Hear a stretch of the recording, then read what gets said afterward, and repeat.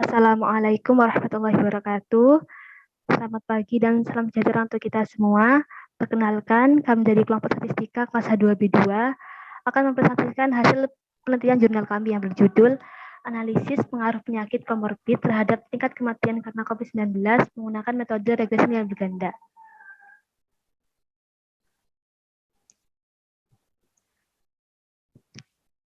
Baik, perkenalkan rekan-rekan kami. Yang pertama yaitu Maharani Sumakuntari dengan NIM 09 04 022154.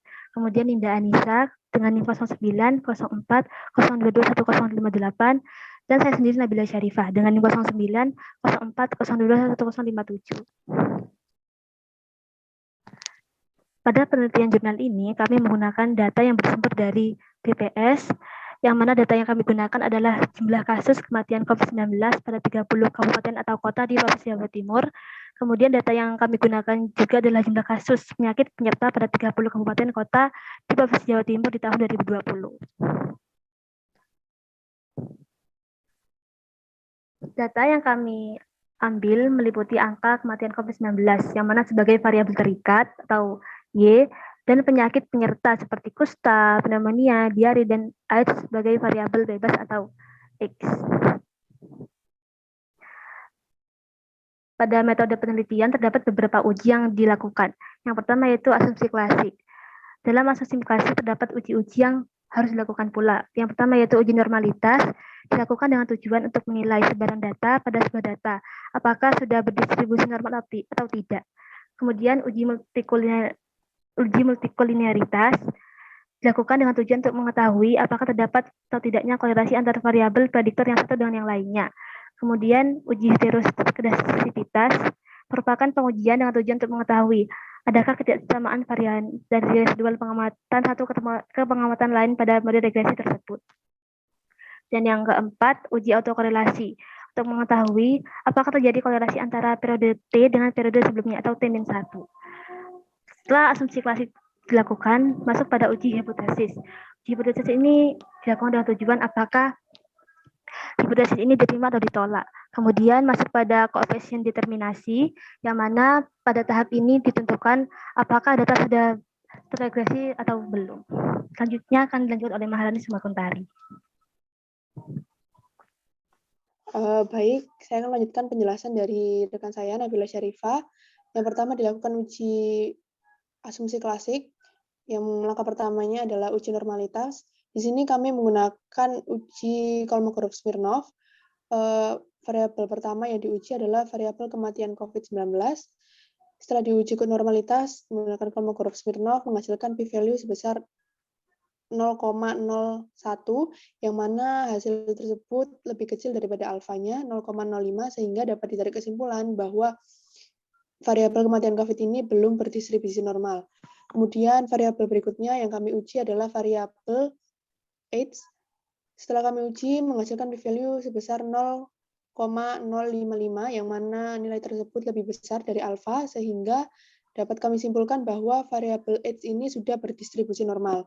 Kemudian pada gambar 3, kami menguji juga variabel kusta dan menghasilkan p-value sebesar 0,01, yang mana hasil ini lebih kecil daripada alfa, sehingga dapat disimpulkan bahwa variabel kusta ini tidak berdistribusi normal.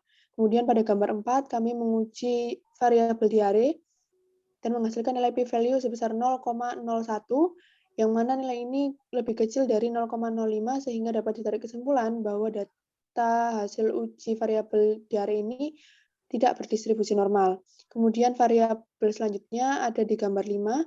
Kami menguji normalitas pada variabel pneumonia dan dihasilkan nilai p-value sebesar 0,01, yang mana nilai 0,01 ini lebih kecil daripada alfanya 0,05, sehingga dapat ditarik kesimpulan bahwa data hasil uji variabel pneumonia ini tidak berdistribusi normal. Dan dapat disimpulkan dari slide ini, 4 dari 5 variabel tidak berdistribusi normal. Yang tidak berdistribusi normal adalah kematian COVID, kusta, diare, dan pneumonia, sedangkan AIDS sudah berdistribusi normal. Next.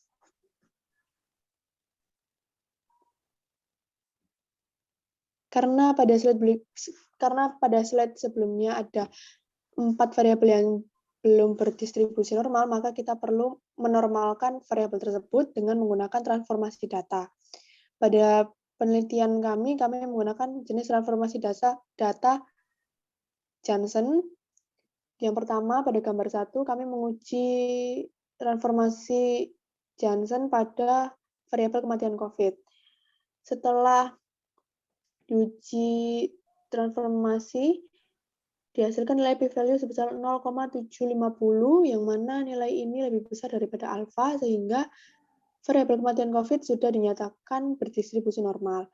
Kemudian pada gambar 3, yaitu penyakit kusta, di sini setelah diuji transformasi, dihasilkan nilai p-value sebesar 0,585, yang mana nilai ini lebih besar daripada nilai alfanya, sehingga penyakit kusta ini sudah berdistribusi normal. Kemudian variabel berikutnya ada diare. Kami juga melakukan transformasi Johnson pada variabel tersebut dan dihasilkan nilai p-value sebesar 0,78, yang mana ini sudah berdistribusi normal.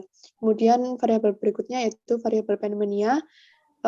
Setelah dilakukan transformasi Johnson, dihasilkan nilai p-value 0,354, yang mana lebih besar daripada alfanya 0,05, sehingga data penyakit pneumonia sudah berdistribusi normal. Sehingga pada slide ini 4 data yang sebelumnya tidak berdistribusi normal sudah berdistribusi normal, dan sehingga pada langkah-langkah selanjutnya data yang digunakan adalah data yang telah ditransformasi, yaitu yang pertama transformasi kematian COVID, yang kedua data AIDS tetap, yang ketiga transformasi penyakit kusta, yang keempat transformasi penyakit diare, dan yang kelima transformasi penyakit pneumonia. Next. Kemudian uji yang selanjutnya dilakukan uji multikolinearitas. Pada uji multikol ini dititik beratkan pada nilai VIF. Pada variabel kusta, VIF-nya sebesar 1,22, pneumonia-nya memiliki VIF sebesar 4,01, diarenya menghasilkan nilai VIF-nya 3,76, dan AIDS memiliki nilai VIF-nya sebesar 2,43, yang mana hal tersebut menggambarkan bahwa seluruh variabel menghasilkan nilai VIF yang kurang dari 10. Maka dapat diambil keputusan tidak ada kasus multikolinearitas dalam data uji kami. Kemudian selanjutnya dilakukan pada uji heteroskedastisitas. Nilai ini dititik beratkan pada nilai signifikan yang dihasilkan oleh beberapa variabel, yaitu variabel kusta.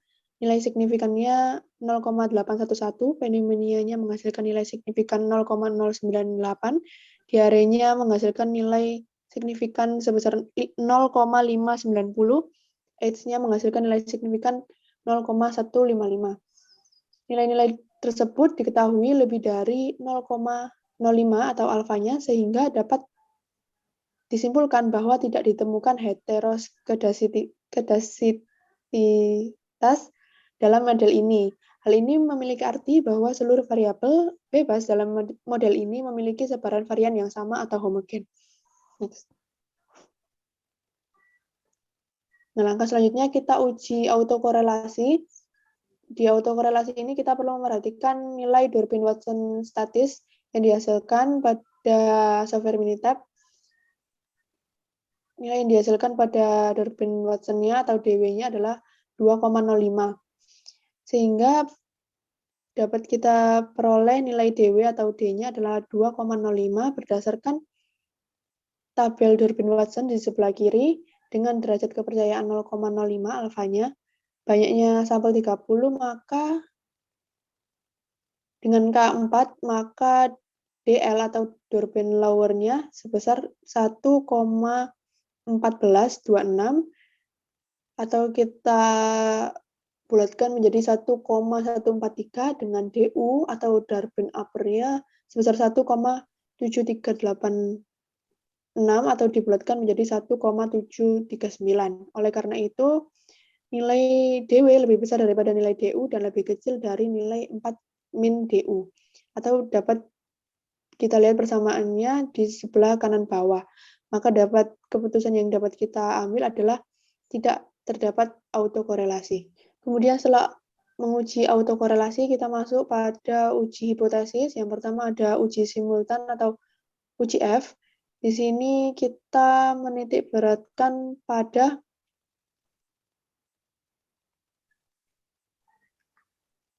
nilai DF1-nya 4 dan DF2-nya adalah 51 dan F atau nilai F hitungnya adalah 3,221. Sebelum kita membahas hasil uji F hitungnya, kita perlu mengetahui hipotesis awal dan hipotesis alternatif pada uji F ini. Yang pertama ada H0-nya atau hipotesis awalnya adalah variabel transformasi kematian, transformasi Costa, transformasi pneumonia, transformasi diare, dan AIDS tidak memiliki pengaruh yang signifikan secara bersama-sama terhadap variabel kasus kematian akibat COVID-19. Kemudian H1 atau hipotesis alternatifnya adalah variabel transformasi kematian, transformasi Costa, transformasi pneumonia, transformasi diare, dan AIDS memiliki pengaruh yang signifikan secara bersama-sama terhadap variabel kasus kematian COVID-19. Maka dapat kita ketahui derajat kepercayaan yang dihasilkan adalah 0,05 alfanya dan menghasilkan 2,758. Sehingga F hitung lebih besar daripada F tabel. Sehingga keputusan yang diambil adalah tolak H0 dan terima H1, maka kesimpulan yang dapat diambil adalah variabel transformasi kematian, transformasi Costa, transformasi pneumonia, transformasi diare, dan AIDS memiliki pengaruh yang signifikan secara bersama-sama terhadap variabel kasus kematian akibat COVID-19. Next. Selanjutnya akan dilanjutkan oleh rekan saya, Ninda Anissa.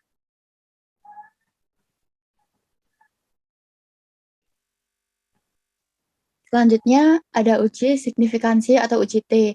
Dengan H0 yakni secara parsial tidak ada pengaruh signifikan antara transformasi Costa, transformasi pneumonia, transformasi diare, dan AIDS terhadap variabel transformasi kematian. Kemudian H1-nya yakni secara parsial terdapat pengaruh signifikan antara transformasi Costa, transformasi pneumonia, transformasi diare, dan AIDS terhadap variabel transformasi kematian. Nilai T tabel dengan derajat kebebasan DF sama dengan 30 dan derajat kepercayaan yakni 0,05 untuk uji dua sisi sehingga alfanya menjadi 0,025. Maka didapat yang pertama yaitu transformasi pneumonia. Berdasarkan hasil analisis regresi diperoleh nilai t-value sebesar 1,70 yang dimana lebih kecil dari t-tabel yang sebesar 2,06 dan p-value sebesar 0,1 yang lebih dari alfa, maka dapat disimpulkan bahwa 0 diterima. Yang kedua, transformasi Costa. Berdasarkan hasil analisis regresi diperoleh t-value sebesar 0,35 lebih kecil dari t-tabel 2,06 dan p-value sebesar 0,734 yang lebih besar dari alfa, maka dapat disimpulkan bahwa H0 diterima. Kemudian yang ketiga, transformasi diare. Berdasarkan hasil analisis regresi diperoleh nilai t-value sebesar min 0,92 lebih kecil dari t-tabel 2,06 dan p-value sebesar 0,364 yang lebih besar dari alfa, maka dapat disimpulkan bahwa 0 diterima. Yang terakhir, AIDS. Berdasarkan hasil analisis regresi diperoleh nilai t-value sebesar 2,14 yang dimana lebih besar dari t-tabel 0,206 dan p-value sebesar 0,042 yang lebih kecil dari alfa, maka dapat disimpulkan bahwa 0 ditolak. Dengan demikian, variabel yang secara parsial dapat berpengaruh signifikan hanyalah variabel AIDS. Next.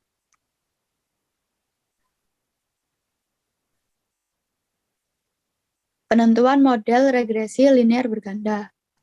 Perhitungan nilai koefisien regresi dapat dilihat pada gambar. Persamaan regresi pada gambar dapat diuraikan sebagai berikut. Yang pertama, nilai koefisien variabel Kusta-Janssen bernilai positif sebesar 0,064. Hal ini menunjukkan bahwa dengan mengasumsikan diabaikannya variabel bebas lainnya, jika variabel Kusta-Janssen meningkat sebesar 1%, maka dapat mempengaruhi peningkatan jumlah kasus kematian akibat COVID-19 sebesar 0,064. Yang kedua, nilai koefisien variabel pneumonia Janssen bernilai positif sebesar 0,404.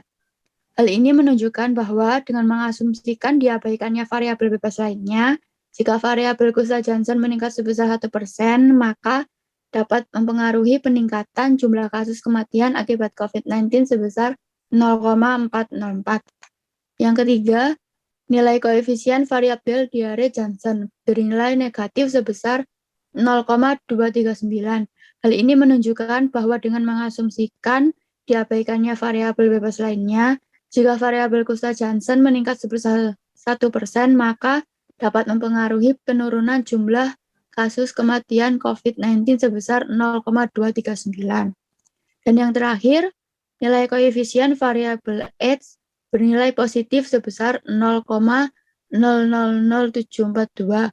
Hal ini menunjukkan bahwa dengan mengasumsikan diabaikannya variabel bebas lainnya, jika variabel Kusta-Janssen meningkat sebesar 1%, maka dapat mempengaruhi peningkatan jumlah kasus kematian akibat COVID-19 sebesar 0,000742. Dengan demikian, variabel-variabel yang mempunyai pengaruh pada peningkatan kasus kematian akibat COVID-19, yaitu ada variabel Kusta-Janssen, pneumonia Janssen, dan AIDS. Sedangkan variabel-variabel yang mempunyai pengaruh penurunan jumlah kasus kematian COVID-19 ialah variabel diare Janssen. Lalu kemudian ada uji koefisien determinasi. Berdasarkan gambar, diperoleh nilai koefisien determinasi sebesar 48,60%. Artinya sebesar 48,60% faktor-faktor kematian akibat COVID-19 dapat dijelaskan oleh variabel transformasi Kusta, transformasi pneumonia, transformasi diare, dan AIDS. Sedangkan sisanya sebesar 51,40% dapat dijelaskan oleh faktor-faktor lain yang tidak diteliti dalam penelitian ini. Next. Kesimpulan. Dari hasil penelitian yang dilakukan menggunakan metode regresi linear berganda, dapat ditarik kesimpulan bahwa sebesar 48,60% faktor-faktor kasus kematian karena COVID-19 dapat dijelaskan oleh transformasi Kusta, transformasi pneumonia, transformasi diare, dan AIDS. Sedangkan sisanya sebesar 51,40% dapat dijelaskan oleh faktor-faktor lain yang tidak diteliti dalam penelitian ini. Variabel-variabel yang memengaruhi peningkatan jumlah kematian karena COVID-19 yakni variabel Kusta, pneumonia, dan AIDS. Sedangkan variabel-variabel yang tidak mempengaruhi peningkatan jumlah kematian karena COVID yakni hanya variabel diare. Next.